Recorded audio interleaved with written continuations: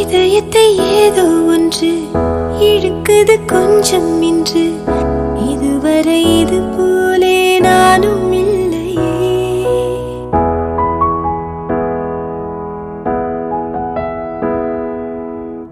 கடலலை போலே வந்து கரைகளை அள்ளும் ஒன்று. முழுகிட மனதும் பின்வாங்கவில்லை.